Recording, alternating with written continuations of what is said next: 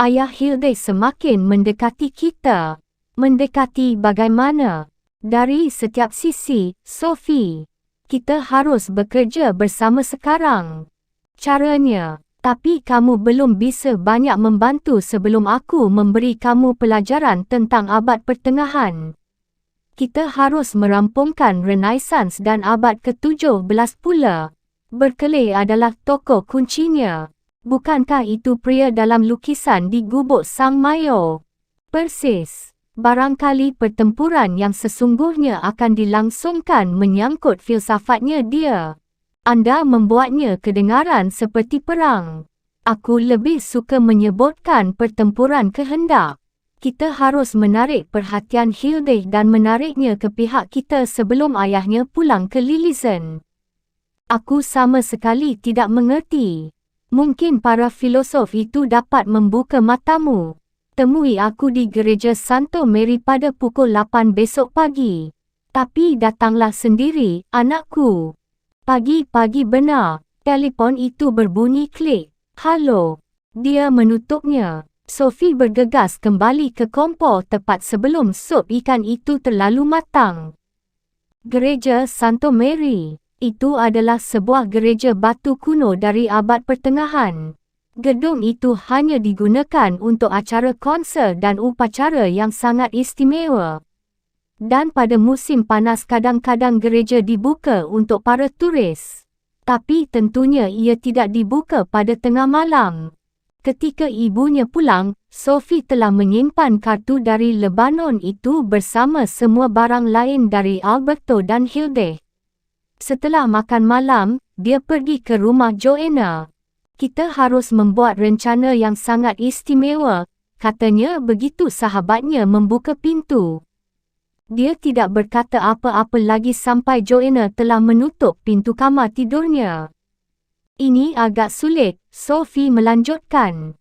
Katakan, aku harus mengatakan pada ibu bahawa aku menginap di sini. Bagus, tapi itu hanya bohong-bohongan, kamu tahu. Aku harus pergi ke tempat lain. Sayang sekali. Apakah ini soal cowok? Tidak. Ini ada hubungannya dengan Hilde. Joanna bersiul pelan, dan Sophie menatap tajam ke matanya.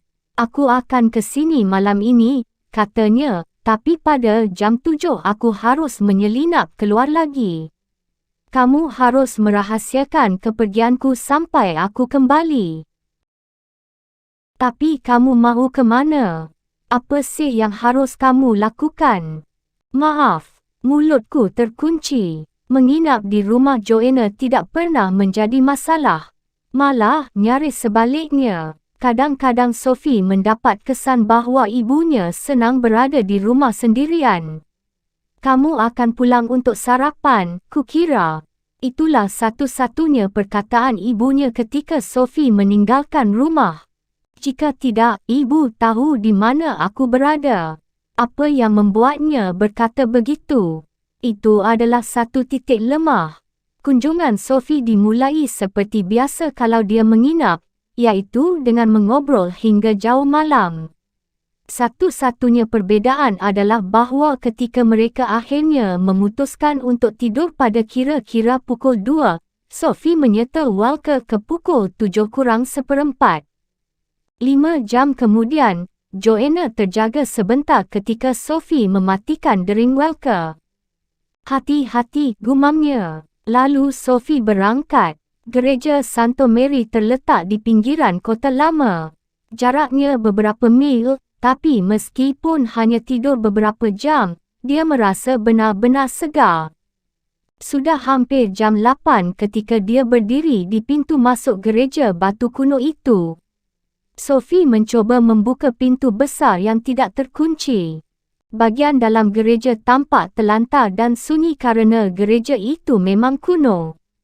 Cahaya kebiru-biruan menyelinap melalui jendela-jendela berkaca patri yang menampakkan banyak sekali partikel debu melayang-layang di udara. Sophie duduk di salah satu bangku di tengah-tengah gereja, menatap altar pada sebuah salib kuno yang dicat dengan warna-warna kelam. Beberapa menit berlalu, tiba-tiba organ mulai berbunyi. Sophie tidak berani melihat sekeliling. Suara itu terdengar seperti himne kuno, barangkali dari abad pertengahan. Lalu sunyi lagi. Kemudian dia mendengar langkah-langkah kaki mendekat dari belakangnya. Haruskah dia berputar untuk melihat? Dia lebih suka memusatkan pandangannya ke arah salib. Langkah-langkah kaki itu melewatinya di sepanjang gang dan dia melihat satu sosok mengenakan pakaian biarawan berwarna coklat. Sophie bersumpah itu pasti seorang biarawan dari abad pertengahan. Dia gelisah, tapi tidak takut. Di depan altar, pendeta itu berputar setengah lingkaran dan kemudian naik ke mimbar. Dia membungkuk ke pinggiran mimbar, memandang ke bawah pada Sophie, dan berbicara padanya dalam bahasa Latin. Gloria Patri, et Filio, et Spiritui Sancto. Sicut erat in principio, et nunc, et semper et in saecula saeculorum. Amin. Bicara yang jelas dong, Sophie berteriak. Suaranya menggema ke seluruh ruangan gereja batu kuno itu. Meskipun dia mengetahui bahawa biarawan itu pastilah Alberto Knox, dia menyesali teriakannya di tempat pemujaan yang suci ini. Tapi dia sedang gelisah, dan jika seseorang gelisah dia tidak peduli melanggar segala tabu. Alberto mengangkat salah satu tangannya seperti pendeta ketika meminta jemaat agar duduk. Abad pertengahan dimulai pada jam 4, katanya. Abad pertengahan dimulai pada jam 4. Tanya Sophie, merasa toloh tapi tidak lagi gelisah. Ya, sekitar jam 4. Dan kemudian 5, 6 dan 7. Tapi sepertinya waktu tidak bergerak. Dan pasti juga 8, 9 dan 10. Tapi itu masih tetap abad pertengahan, kamu tahu. Sudah saatnya untuk bangun menghadapi hari baru, mungkin kamu pikir begitu. Ya, aku tahu maksudmu. Tapi itu masih tetap hari Minggu, satu hari Minggu panjang yang tak habis-habisnya. Dan waktu berjalan ke jam 11, 12 dan 13. Inilah periode yang kita sebut puncak gotik, ketika katedral-katedral besar di Eropah dibangun. Dan kemudian, suatu saat sekitar jam 14 atau jam 2 siang, seekor ayam jantan berkokok dan abad pertengahan yang tak berkesudahan itu mulai surut. Jadi, abad pertengahan berlangsung selama 10 jam, kata Sophie. Alberto menyeruakkan kepalanya keluar dari topi runcing biarawannya dan mengamati jemaatnya, yang terdiri dari seorang gadis berusia 14 tahun. Jika setiap jam berarti 100 tahun, ya, kita dapat menganggap Yesus dilahirkan pada tengah malam. Paulus memulai perjalanan misionarisnya tepat sebelum lewat jam 1 pagi dan meninggal di Roma seperempat jam kemudian. Sekitar jam 3 pagi, gereja Kristen masih dilarang, tapi menjelang tahun 313 Masehi sudah menjadi agama yang diterima di Kekaisaran Romawi. Itu terjadi pada masa pemerintahan Kaisar Konstantin. Kaisar suci itu sendiri pertama kali dibaptis di ranjang kematiannya bertahun-tahun kemudian. Sejak tahun 380 Masehi, agama Kristen menjadi agama resmi di seluruh Kekaisaran Romawi. Bukankah Kekaisaran Romawi jatuh? Memang sudah mulai hancur. Kita sedang berdiri di depan salah satu perubahan besar dalam sejarah kebudayaan. Romawi, pada abad keempat, mendapat ancaman dari bangsa barbar yang mendesak dari utara dan juga terancam perpecahan dari dalam. Pada tahun 330 Masehi, Konstantin Agung memindahkan ibu kota Kekaisaran dari Roma ke Konstantinopel, kota yang telah dibangunnya di dekat Laut Hitam. Banyak orang menganggap kota baru itu Roma kedua. Pada tahun 395 Masehi, Kekaisaran Romawi terbagi dua Kekaisaran Barat dengan Roma sebagai pusatnya, dan Kekaisaran Timur dengan kota baru Konstantinopel sebagai ibu kota. Roma direbut oleh bangsa Barbar pada tahun 410 dan pada tahun 476 seluruh Kekaisaran Barat hancur. Kekaisaran Timur tetap hidup sebagai suatu negara hingga 1453 ketika bangsa Turki menaklukkan Konstantinopel dan namanya diubah menjadi Istanbul. Benar, Istanbul adalah namanya yang terakhir. Angka tahun lain yang harus kita catat adalah tahun 529. Itulah tahun ketika gereja menutup Akademi Plato di Athena. Pada tahun yang sama, Ordo Benediktin, yang pertama di antara ordo-ordo monastik besar, didirikan. Tahun 529 karenanya menjadi lambang bagaimana gereja Kristen menolak filsafat Yunani. Sejak itu, biara memegang monopoli pendidikan, perenungan dan meditasi. Jam berdetik menuju angka 7.30. Sophie mengerti apa yang dimaksudkan Alberto dengan semua angka waktu itu. Tengah malam adalah tahun kosong, jam 1 adalah 100 tahun setelah kelahiran Kristus, jam 6 adalah 600 tahun setelah kelahiran Kristus, dan jam 2 adalah 1400 tahun setelah kelahiran Kristus. Alberto melanjutkan, abad pertengahan benar-benar berarti periode antara dua zaman yang berbeza. Ungkapan itu timbul pada masa Renaissance. Zaman kegelapan, sebutan yang lain, dianggap sebagai satu malam sepanjang 1000 tahun yang tak berkesudahan, yang telah mengungkung Eropah antara zaman Yunani kuno dan Renaissance. Kata medieval digunakan dalam arti negatif sekarang ini mengenai segala sesuatu yang bersifat sewenang-wenang dan tidak luas.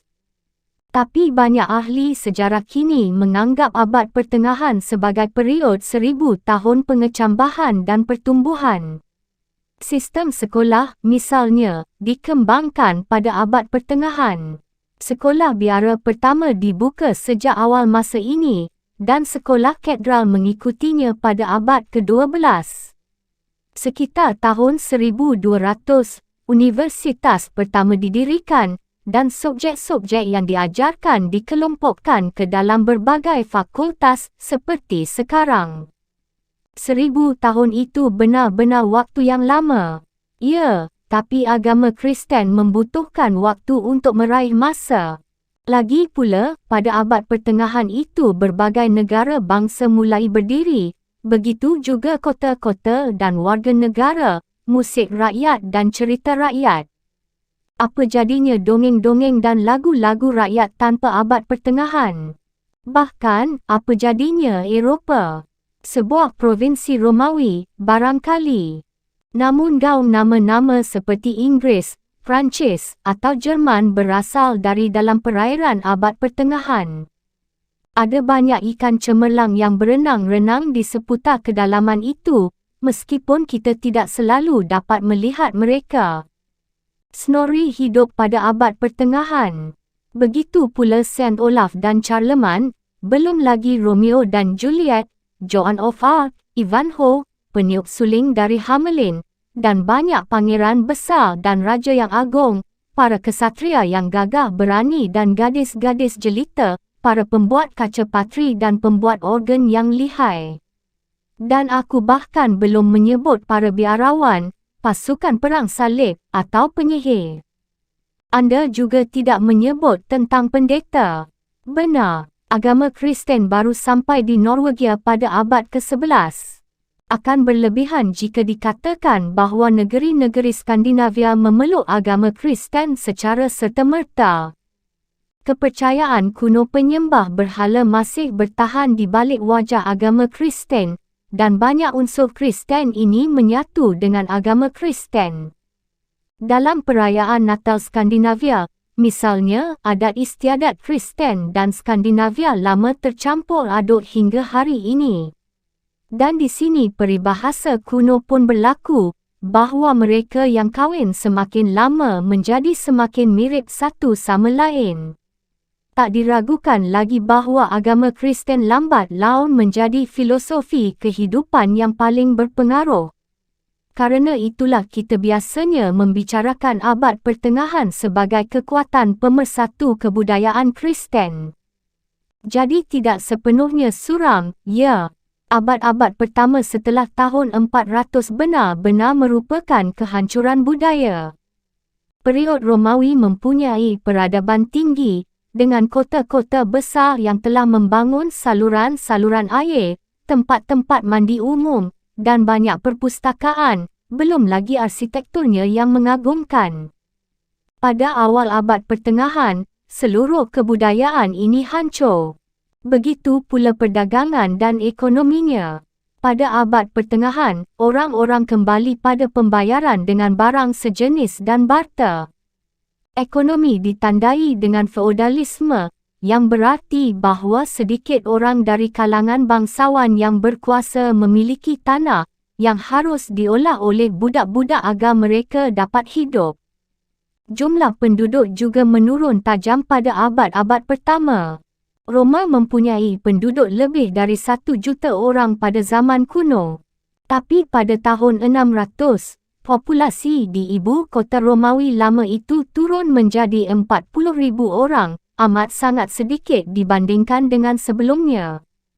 Maka, populasi yang relatif kecil itu dibiarkan berkeliaran di sekitar sisa-sisa bangunan-bangunan megah bekas kejayaan kota sebelumnya. Jika mereka membutuhkan bahan bangunan, ada banyak sekali reruntuhan yang dapat mereka manfaatkan. Ini benar-benar disayangkan oleh para ahli arkeologi masa kini, yang lebih suka melihat orang-orang dari abad pertengahan itu membiarkan monumen-monumen kuno tersebut tak tersentuh. Mudah bagi kita untuk memahami hal itu. Dari sudut pandang politik, periode Romawi telah usai menjelang akhir abad keempat. Tapi, Uskup Romawi menjadi pemimpin tertinggi Gereja Katolik Roma. Dia dijuluki Paus dalam bahasa Latin, Papa, yang mempunyai arti persis seperti namanya itu dan lambat laun dianggap sebagai wakil Kristus di bumi. Roma karenanya menjadi ibu kota agama Kristen hampir sepanjang period abad pertengahan. Tapi karena para raja dan uskup dari banyak negara bangsa yang baru menjadi semakin berkuasa, sebagian dari mereka cukup berani untuk berdiri menghadapi gereja. Anda mengatakan gereja menutup Akademi Plato di Athena. Apakah itu berarti bahawa semua filosof Yunani dilupakan? Tidak sepenuhnya. Sebagian tulisan Aristoteles dan Plato tetap dikenal. Tapi Kekaisaran Romawi kuno lambat laun terbagi ke dalam 3 kebudayaan yang berbeza. Di Eropah Barat, kita mendapati kebudayaan Kristen Latin dengan Roma sebagai ibu kotanya. Di Eropah Timur kita bertemu dengan kebudayaan Kristen Yunani dengan Konstantinopel sebagai ibu kotanya. Kota ini mulai disebut dengan nama Yunaninya, Bizantium. Oleh kerana itu, kita membicarakan abad pertengahan Bizantium yang berbeza dengan abad pertengahan Katolik Roma. Namun, Afrika Utara dan Timur Tengah juga telah menjadi bagian Kekaisaran Romawi. Daerah ini pada abad pertengahan berkembang menjadi kebudayaan Muslim yang menggunakan bahasa Arab. Setelah wafatnya Muhammad pada 632, baik Timur Tengah maupun Afrika Utara berhasil direbut Islam. Tidak lama kemudian, Spanyol pun menjadi bagian dunia kebudayaan Islam. Islam menetapkan Makkah, Madinah, Jerusalem, dan Baghdad sebagai kota-kota suci. Dari sudut pandang sejarah kebudayaan, adalah menarik untuk dicatat bahawa bangsa Arab juga mengambil alih kota Helenistik kuno Alexandria. Dengan demikian, banyak di antara ilmu pengetahuan Yunani kuno diwarisi oleh bangsa Arab. Sepanjang abad pertengahan, bangsa Arab sangat menonjol dalam bidang ilmu pengetahuan seperti matematika, kimia, astronomi, dan ilmu kedokteran. Sekarang ini kita masih menggunakan angka-angka Arab. Di sejumlah wilayah, kebudayaan Arab lebih unggul daripada kebudayaan Kristen. Aku ingin tahu apa yang terjadi dengan filsafat Yunani. Dapatkah kamu bayangkan sebuah sungai besar yang terpecah sesaat menjadi 3 sungai yang berbeza sebelum akhirnya menjadi satu sungai besar lagi? Ya, berarti kamu juga bisa memahami bagaimana kebudayaan Yunani Romawi terbagi, tapi berhasil mempertahankan dirinya dalam 3 kebudayaan, Katolik Roma di barat, Bizantium di timur, dan Arab di selatan. Meskipun ini merupakan penyederhanaan yang berlebihan, dapat kita katakan bahawa Neoplatonisme diturunkan di barat, Plato di timur, dan Aristoteles kepada bangsa Arab di selatan. Tapi masing-masing masih menyimpan ciri yang sama. Maksudnya, pada akhir abad pertengahan ketiga aliran itu menyatu di Italia Utara. Pengaruh Arab datang dari bangsa Arab di Spanyol, pengaruh Yunani dari Yunani dan Kekaisaran Bizantium. Dan kini kita melihat awal Renaissance, kelahiran kembali kebudayaan Yunani kuno. Dalam satu pengertian, kebudayaan Yunani kuno tetap bertahan melewati abad ke-8. Aku mengerti, tapi sebaiknya kita tidak mendahului jalannya berbagai peristiwa. Mula-mula kita harus membicarakan sedikit tentang filsafat abad pertengahan. Aku tidak akan berbicara dari mimbar ini lagi. Aku akan turun. Mata Sophie terasa berat kerana kurang tidur. Ketika memandang biarawan aneh itu turun dari mimbar gereja Santo Mary, dia merasa seakan sedang bermimpi. Alberto berjalan menuju rel altar. Dia mendongak ke arah altar dengan salib kunonya, lalu dia berjalan pelan-pelan mendekati Sophie. Dia duduk di sampingnya di atas bangku gereja. Rasanya aneh sekali, berada begitu dekat dengannya. Di bawah topi runcingnya, Sophie melihat sepasang mata coklat gelap. Mata itu milik seorang pria setengah umur dengan rambut gelap dan janggut agak lancip. "Siapakah engkau?" Sophie bertanya-tanya. "Mengapa kau buat hidupku jungkir balik?" "Kita akan saling mengenal sedikit demi sedikit," kata pria itu, seakan-akan dia dapat membaca pikiran Sophie. Ketika mereka duduk bersama, cahaya yang menyusup ke dalam gereja melalui jendela-jendela berkaca patri semakin terang.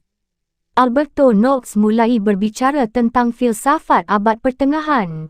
Para filosof abad pertengahan menerima nyaris dengan begini saja bahawa agama Kristen itu benar, dia memulai. Pertanyaannya adalah apakah kita semata-mata mempercayai wahyu Kristen atau apakah kita dapat melakukan pendekatan pada kebenaran-kebenaran Kristen dengan bantuan akal? Apa hubungan antara para filosof Yunani dan pernyataan-pernyataan dalam Bibel?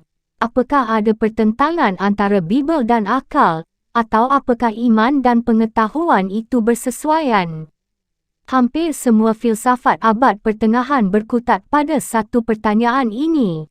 Sophie mengangguk dengan tidak sabar.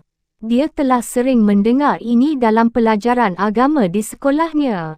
Kita akan mengetahui bagaimana dua filosof paling menonjol di abad pertengahan itu menghadapi pertanyaan ini, dan kita akan memulai dengan Santo Agustin, yang hidup dari tahun 354 hingga tahun 430. Dalam kehidupan satu orang ini kita dapat mengamati transisi aktual zaman Yunani kuno menuju awal abad pertengahan. Agustin dilahirkan di kota kecil Tagas di Afrika Utara. Pada usia 16, dia pergi ke Karthago untuk belajar. Kemudian dia mengadakan perjalanan ke Roma dan Milan, dan menjalani tahun-tahun terakhir kehidupannya di kota Hippo, beberapa mil sebelah barat Karthago. Namun, dia tidak sejak awal memeluk agama Kristen.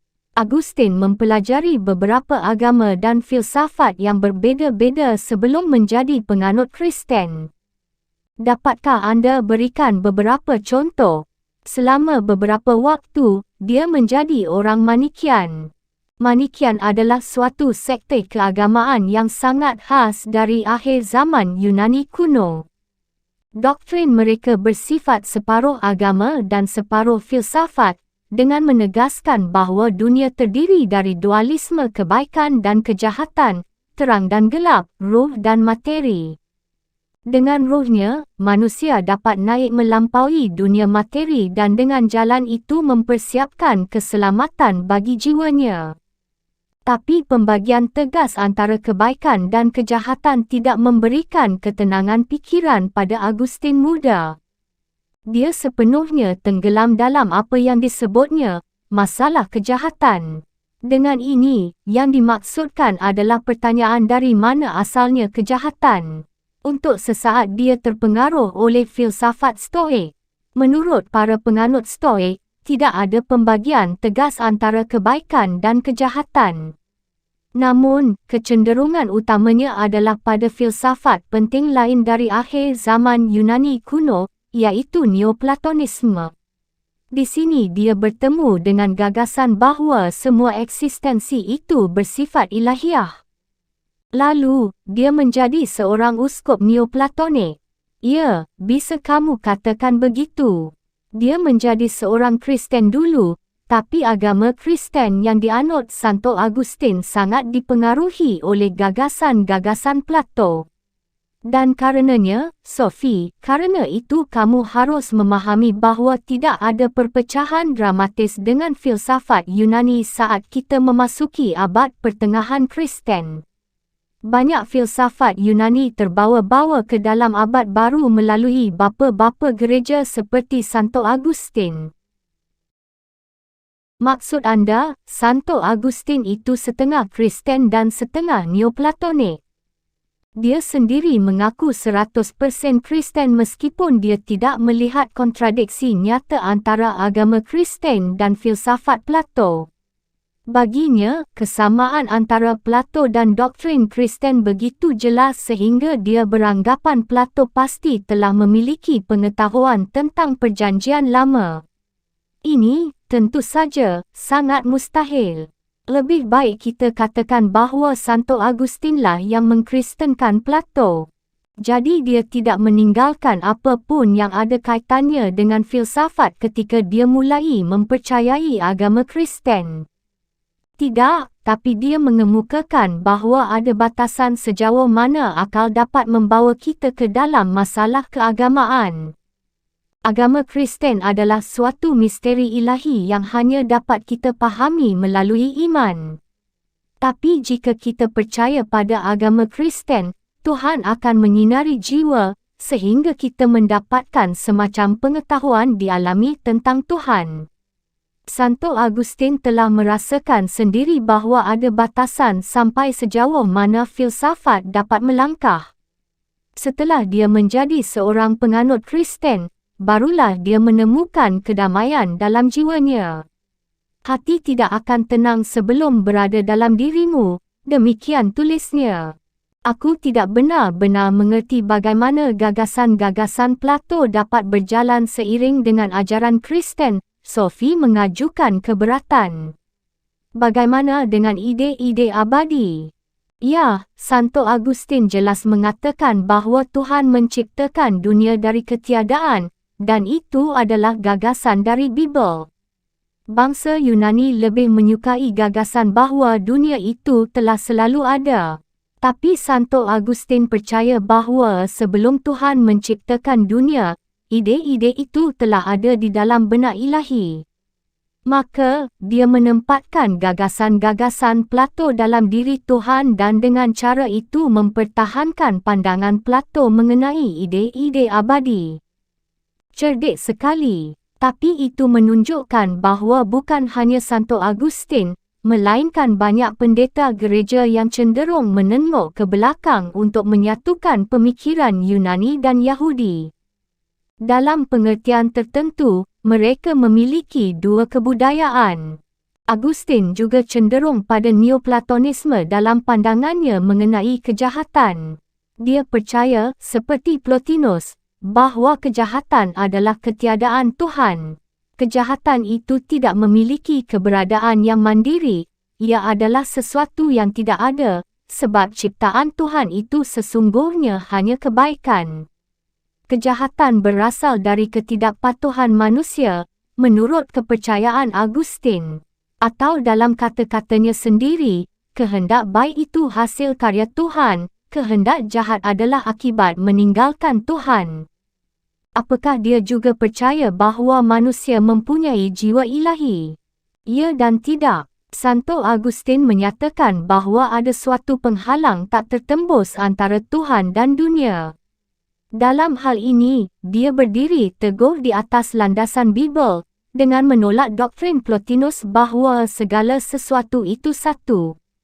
Tapi, dia juga menekankan bahawa manusia adalah makhluk spiritual. Dia memiliki badan material yang termasuk dalam dunia fisik yang dapat dirusak oleh ngengat dan karat, tapi dia juga memiliki jiwa yang dapat mengenali Tuhan. Apa yang terjadi dengan jiwa ketika kita mati? Menurut Santo Augustine, seluruh umat manusia hilang setelah kejatuhan manusia. Tapi, Tuhan memutuskan bahawa orang-orang tertentu harus diselamatkan dari kehancuran menyeluruh itu. Dalam hal itu, Tuhan pun telah memutuskan bahawa setiap orang harus diselamatkan. Sejauh menyangkut hal itu, Santo Augustine menyangkal bahawa manusia mempunyai hak untuk mengecam Tuhan, dengan mengacu pada surat Paulus kepada jemaat di Roma, "Wahai manusia, siapakah kalian hingga berani melawan Tuhan?" Apakah mungkin benda yang diciptakan mengatakan pada yang menciptakannya, "Mengapa engkau membuatku begini?" Bukankah pembuat tembikar mempunyai kekuasaan atas lempung, dengan membuat satu wadah menjadi mulia dan yang lain nista? Jadi, Tuhan mempermainkan manusia. Dan begitu dia kecewa dengan salah satu ciptaannya, dia melemparkannya begitu saja. Maksud Santo Augustine adalah bahawa tidak ada manusia yang pantas menerima penebusan Tuhan. Namun, Tuhan tetap memilih sebagian untuk diselamatkan dari kutukan, maka baginya tidak ada yang dirahasiakan tentang siapa yang akan diselamatkan dan siapa yang dikutuk. Itu sudah ditetapkan dalam takdir. Kita sepenuhnya bergantung pada belas kasih-Nya. Jadi, agaknya, dia kembali pada kepercayaan lama pada nasib. Barangkali. Tapi Santo Augustine tidak melepaskan tanggungjawab manusia terhadap kehidupannya sendiri.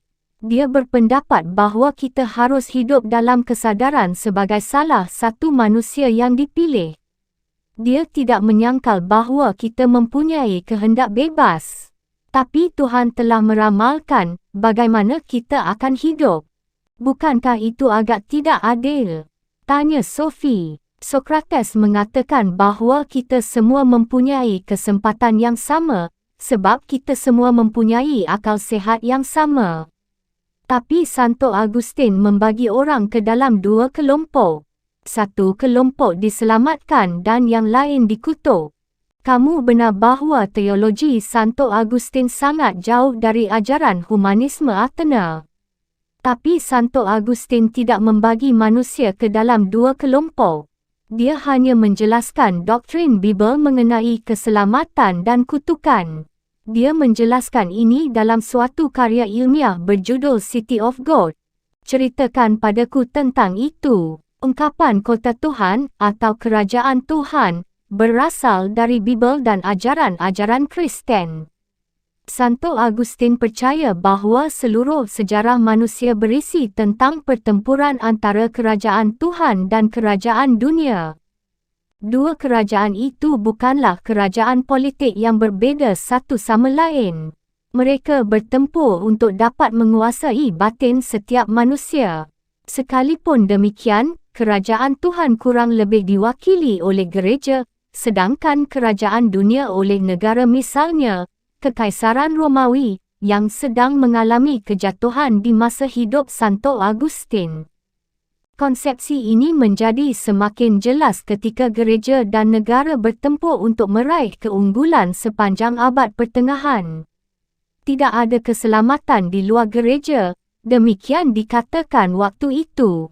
City of God, Santo Augustine akhirnya menjadi identik dengan gereja yang mapan. Setelah reformasi pada abad ke-14 barulah timbul protes terhadap gagasan bahawa manusia hanya dapat memperoleh keselamatan melalui gereja. Memang sudah waktunya. Kita juga dapat mengatakan bahawa Santo Agustin adalah filosof pertama yang kita ketahui telah menarik sejarah ke dalam filsafatnya. Pertempuran antara kebaikan dan kejahatan sama sekali tidak baru. Yang baru adalah bahawa bagi Agustin, pertempuran itu berlangsung dalam sejarah. Tidak banyak pengaruh Plato dalam aspek karya Santo Agustin ini. Dia lebih banyak terpengaruh oleh pandangan linear sejarah seperti yang kita temukan dalam Perjanjian Lama, gagasan bahawa Tuhan membutuhkan seluruh sejarah untuk merealisasikan kerajaannya. Sejarah itu penting untuk mencerahkan pikiran manusia dan menghancurkan kejahatan. Atau sebagaimana dikatakan oleh Santo Agustin, ramalan ilahi mengarahkan sejarah umat manusia dari Adam hingga akhir zaman seakan-akan itu cerita tentang satu orang manusia yang lambat laun berkembang dari anak-anak hingga mencapai usia tua. Sophie melirik jam tangannya. Sekarang jam 10, katanya. Aku harus segera pergi. Tapi mula-mula aku harus menceritakan padamu tentang filosof besar abad pertengahan yang lain. Marilah duduk di luar. Alberto berdiri. Dia menyatukan kedua telapak tangannya dan mulai melangkah melewati geng. Dia kelihatan seperti sedang berdoa atau tenggelam dalam meditasi mengenai kebenaran ilahiyah. Sophie mengikutinya, dia merasa tidak punya pilihan lain. Matahari belum menampakkan diri di balik kabut pagi. Alberto duduk di atas bangku di luar gereja. Sophie bertanya-tanya apa yang dipikirkan orang jika kebetulan melihat mereka. Duduk di atas bangku gereja pada jam 10 pagi sudah cukup aneh, dan duduk bersama seorang biarawan abad pertengahan bisa lebih aneh lagi.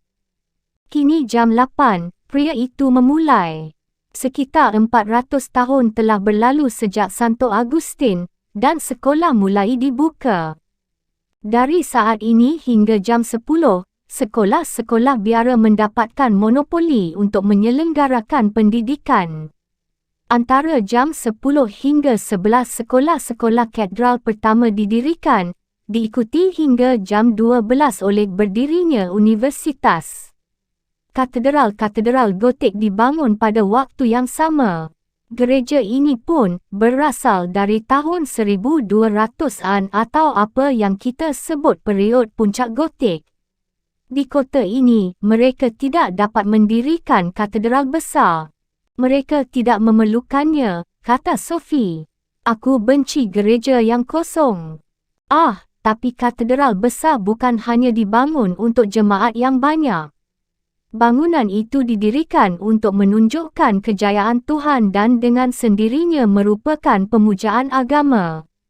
Namun, sesuatu yang lain terjadi pada masa ini yang mempunyai makna istimewa bagi filosof-filosof seperti kita.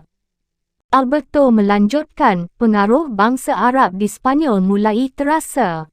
Sepanjang abad pertengahan, bangsa Arab telah menjaga kelangsungan hidup tradisi Aristoteles, dan dari akhir abad ke-12, para ilmuwan Arab mulai berdatangan di Italia Utara atas undangan para bangsawan. Banyak tulisan Aristoteles karenanya menjadi dikenal dan diterjemahkan dari bahasa Yunani ke dalam bahasa Latin. Ini menciptakan suatu minat baru pada ilmu alam dan memasukkan semangat baru ke dalam masalah tentang hubungan wahyu Kristen dengan filsafat Yunani.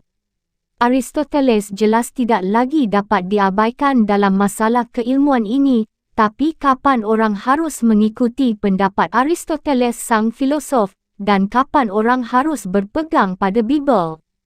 Mengertikah kamu? Sophie mengangguk, dan biarawan itu melanjutkan. Filosof terbesar dan paling penting dari period ini adalah Thomas Aquinas, yang hidup dari tahun 1225 hingga 1274. Dia berasal dari kota kecil Aquino, antara Roma dan Napoli, tapi juga bekerja sebagai guru di Universitas Paris. Aku menyebutnya seorang filosof, tapi dia lebih tepat dinamakan ahli teologi. Tidak ada perbezaan besar antara filsafat dan teologi pada waktu itu. Singkatnya, dapat kita katakan bahawa Aquinas mengkristenkan Aristoteles dengan cara seperti sebelumnya Santo Agustin mengkristenkan Plato pada awal abad pertengahan. Bukankah itu suatu hal yang agak aneh, mengkristenkan para filosof yang hidup ratusan tahun sebelum kelahiran Kristus? Thomas Aquinas, kamu dapat mengatakannya begitu. Tapi dengan mengkristenkan kedua filosof besar Yunani ini, yang kita maksudkan hanyalah bahawa mereka ditafsirkan dan dijelaskan dengan cara sedemikian rupa sehingga mereka tidak lagi dianggap ancaman bagi dogma Kristen. Aquinas adalah salah satu di antara orang-orang yang berusaha membuat filsafat Aristoteles sesuai dengan agama Kristen. Kita anggap bahawa dia menciptakan perpaduan hebat antara iman dan ilmu pengetahuan. Dia melakukan hal ini dengan memasuki filsafat Aristoteles dan mencerna kata-katanya. Maafkan aku, tapi aku hampir tidak tidur semalaman. Aku khawatir anda harus menjelaskannya secara lebih gamblang.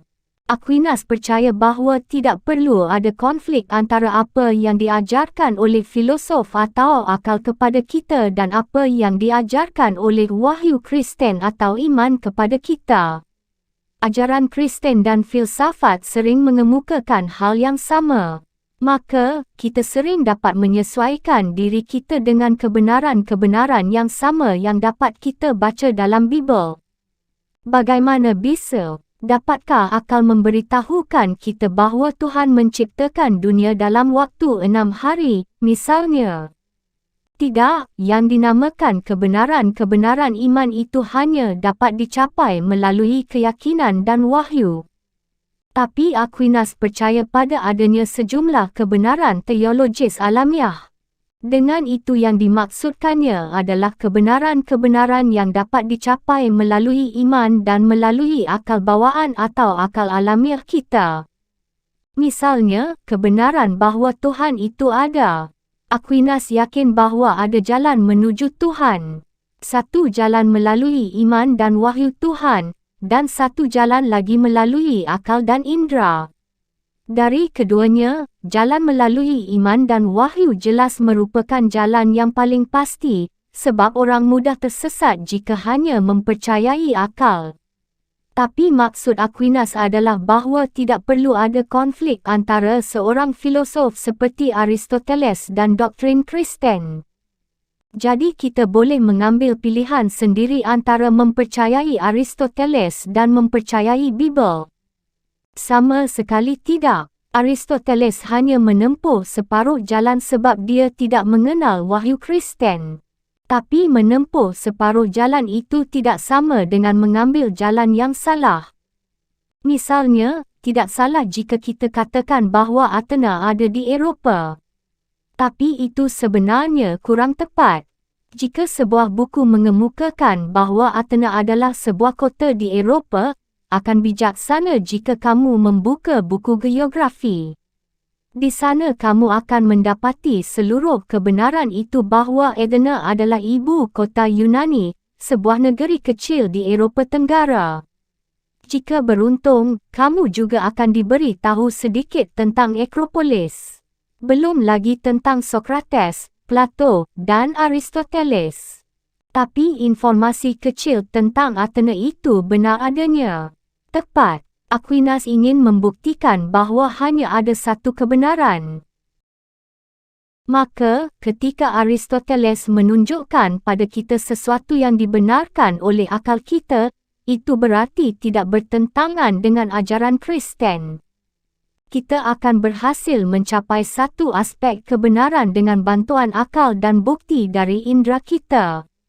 Misalnya, jenis kebenaran yang diacu Aristoteles ketika dia menggambarkan dunia tanaman dan dunia hewan. Aspek kebenaran lainnya diungkapkan kepada kita oleh Tuhan melalui Bibel. Tapi kedua aspek kebenaran itu saling tindih pada titik-titik penting. Ada banyak masalah yang mengenainya. Bibel dan akal kita menyatakan hal yang persis sama. Misalnya tentang adanya Tuhan. Tepat. Filsafat Aristoteles juga membenarkan adanya satu Tuhan atau sebab formal yang menggerakkan seluruh proses alam. Tapi dia tidak memberikan penjelasan lebih lanjut tentang Tuhan. Untuk ini, kita harus bergantung sepenuhnya pada kitab suci dan ajaran agama. Apakah memang mutlak pasti bahawa Tuhan itu ada? Itu dapat diperdebatkan, tentu saja. Tapi bahkan pada zaman kita sekarang ini kebanyakan orang akan setuju bahawa akal manusia itu jelas tidak mampu membuktikan bahawa Tuhan itu tidak ada. Aquinas melangkah lebih jauh. Dia percaya bahawa dia dapat membuktikan eksistensi Tuhan atas dasar filsafat Aristoteles. Bagus juga. Dengan akal, kita dapat mengetahui bahawa segala sesuatu di sekitar kita pastilah mempunyai sebab formal. Tuhan mengungkapkan dirinya kepada umat manusia melalui kitab suci dan juga melalui akal. Oleh kerana itu, ada teologi iman dan teologi alam. Demikian pula halnya dengan aspek moral. Kitab suci mengajarkan kepada kita cara menjalani kehidupan. Tapi Tuhan juga memberi kita suatu kesadaran yang memungkinkan kita untuk membedakan antara yang benar dan yang salah atas dasar alam. Oleh kerana itu, ada dua jalan menuju kehidupan moral. Kita tahu bahawa kita salah jika mencelakakan orang, bahkan jika kita belum membaca dalam kitab suci bahawa kita harus bertindak kepada orang lain sebagaimana kamu inginkan orang lain bertindak terhadapmu. Di sini pun tuntunan yang paling pasti adalah mengikuti perintah kitab. Kukira aku dapat mengerti, kata Sophie sekarang. Itu nyaris seperti bagaimana kita tahu sedang ada hujan angin, dengan melihat adanya kilat menyambar dan dengan mendengar suara guntur. Benar sekali. Kita dapat mendengar suara guntur bahkan jika kita buta, dan kita dapat melihat kilat menyambar bahkan jika kita tuli. Memang yang paling baik adalah apabila kita dapat melihat dan mendengar, tentu saja. Tapi tidak ada pertentangan antara apa yang kita lihat dan apa yang kita dengar. Sebaliknya kedua kesan itu saling menguatkan. Aku mengerti. Biar aku tambahkan sebuah gambaran lain. Jika kamu membaca novel karya John Steinbeck of Mice and Men, misalnya. Aku telah membacanya, sungguh. Tidakkah kamu merasa bahawa kamu mengetahui sesuatu tentang pengarangnya hanya dengan membaca bukunya? Aku menyadari memang ada kepribadian dari orang yang menulisnya. Hanya itukah yang kamu ketahui tentang dia? Tampaknya dia sangat mempedulikan orang-orang luar. Jika kamu membaca buku ini yang merupakan hasil ciptaan Steinbeck, kamu juga jadi tahu sesuatu mengenai sifat Steinbeck. Tapi kamu tidak dapat berharap untuk memperoleh informasi pribadi tentang sang pengarang. Dapatkah kamu mengetahui dengan membaca Of Mice and Men berapa umur sang pengarang ketika dia menulisnya, di mana dia tinggal, atau berapa banyak anak yang dimilikinya? Tentu saja tidak. Tapi kamu dapat menemukan ini dalam biografi tentang John Steinbeck. Hanya dalam biografi atau autobiografi sajalah kamu dapat lebih mengenal Steinbeck, orangnya. Itu benar. Kira-kira begitulah kaitan antara ciptaan Tuhan dan kitab suci. Kita dapat mengetahui adanya Tuhan hanya dengan berjalan mengelilingi alam. Kita dapat dengan mudah mengetahui bagaimana dia mencintai tanaman dan binatang, sebab jika tidak, dia tidak akan menciptakannya. Tapi informasi tentang Tuhan itu sendiri hanya terdapat dalam kitab atau autobiografi Tuhan, jika kamu suka istilah itu. Anda pintar memberikan contoh. Untuk pertama kalinya Alberto hanya duduk di sana sambil berfikir tanpa menjawab. Apakah semua ini ada kaitannya dengan Hilde? Sophie tidak dapat menahan diri untuk bertanya. Kita tidak tahu apakah Hilde itu memang ada. Tapi kita tahu seseorang sedang menyusun bukti mengenai keberadaannya di semua tempat. Kartu pos, selendang sutra, dompet hijau, dan kaos kaki. Alberto mengangguk, dan tampaknya seakan-akan ayah Hilde lah yang memutuskan berapa banyak isyarat yang akan dibuatnya, katanya. Sebab sekarang, yang kita tahu hanyalah bahawa seseorang mengirimi kita banyak kartu pos. Kuharap dia juga akan menulis sesuatu tentang dirinya sendiri. Tapi kita akan kembali pada hal itu nanti. Kini sudah jam 11:04. Aku harus tiba di rumah sebelum akhir abad pertengahan. Aku akan menarik kesimpulan dengan beberapa patah kata tentang bagaimana Aquinas memasukkan filsafat Aristoteles ke dalam semua bidang yang tidak bertabrakan dengan teologi gereja. Ini termasuk logikanya, teorinya tentang pengetahuan, dan yang tidak kalah penting adalah filsafat alamnya. Apakah kamu ingat, misalnya, bagaimana Aristoteles menggambarkan skala progresif kehidupan dari tanaman dan binatang hingga manusia? Sophie mengangguk. Aristoteles percaya bahawa skala ini menunjukkan bahawa Tuhan merupakan eksistensi maksimum. Skema benda-benda ini tidak sulit untuk dikaitkan dengan teologi Kristen. Menurut Aquinas, ada kenaikan tingkat eksistensi dari tanaman dan binatang hingga manusia, dari manusia hingga malaikat, dan dari malaikat hingga Tuhan. Manusia, sebagaimana binatang, mempunyai badan dan alat indera, tapi manusia juga mempunyai kecerdasan yang memungkinkannya untuk memikirkan segala sesuatu. Malaikat tidak mempunyai badan dengan alat indera, karena itulah akal mereka bersifat spontan dan melekat. Mereka tidak perlu menimbang-nimbang seperti manusia. Mereka tidak perlu berfikir untuk menarik kesimpulan. Mereka mengetahui segala sesuatu yang dapat diketahui manusia tanpa harus mempelajarinya selangkah demi selangkah seperti kita. Dan karena malaikat tidak mempunyai badan, mereka tidak akan mati. Mereka tidak kekal seperti Tuhan, sebab mereka dulu juga diciptakan oleh Tuhan. Tapi mereka tidak mempunyai badan yang suatu hari akan terpisah darinya, dan karenanya mereka tidak pernah mati. Kedengarannya bagus, tapi jauh di atas para malaikat, Tuhan berkuasa, Sophie. Dia dapat melihat dan mengetahui segalanya dengan hanya satu penampakan tunggal. Jadi dia dapat melihat kita sekarang. Ya, barangkali bisa, tapi tidak sekarang. Sebab bagi Tuhan, waktu itu tidak sebagaimana kita memahaminya. Kini kita, bukanlah kininya Tuhan. Sebab berminggu-minggu telah melewati kita, tapi tidak bagi Tuhan. Itu curang, seru Sophie. Dia meletakkan tangan ke mulutnya. Alberto menunduk ke arahnya, dan Sophie melanjutkan, aku mendapatkan kartu lagi dari ayah Hilde kemarin. Dia menulis begini, mungkin dibutuhkan waktu seminggu untuk Sophie, tapi tidak harus berarti selama itu untuk kita. Itu hampir sama seperti yang Anda katakan tentang Tuhan.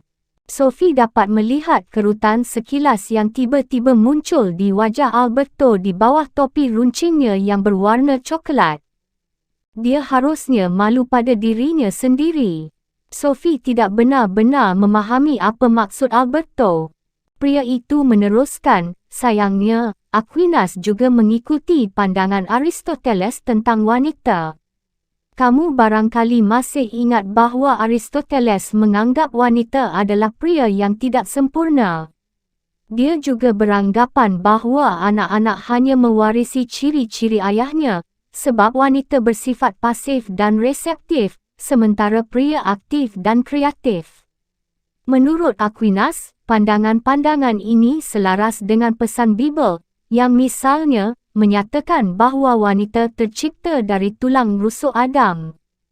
Omong kosong. Menarik untuk dicatat bahawa telur mamalia belum ditemukan hingga tahun 1827. Oleh sebab itu, mungkin tidak mengherankan kalau orang-orang beranggapan bahawa kaum prialah kekuatan yang kreatif dan memberikan kehidupan dalam reproduksi. Selain itu, kita dapat mencatat bahawa, menurut Aquinas, hanya dalam kedudukan sebagai makhluk alamlah kaum wanita lebih rendah daripada kaum pria. Sebab jiwa wanita itu setara dengan jiwa pria. Di surga, kedua jenis itu memiliki kesetaraan penuh, sebab seluruh perbezaan gender yang bersifat fisik tidak ada lagi. Nah, itu melegakan. Apakah tidak ada filosof wanita pada abad pertengahan?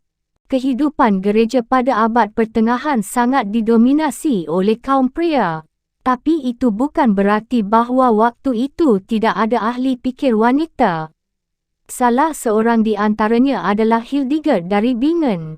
Mata Sophie melebar. Apakah itu ada hubungannya dengan Hilde? Pertanyaan hebat. Hildegard hidup sebagai seorang biarawati di Lembah Rin dari tahun 1088 hingga tahun 1179. Meskipun wanita, dia bekerja sebagai pengkhotbah, pengarang, doktor, ahli botani, dan ahli ilmu alam. Dialah contoh dari kenyataan bahawa kaum wanita sering kali lebih praktis, bahkan lebih ilmiah pada abad pertengahan. Tapi bagaimana dengan Hilde?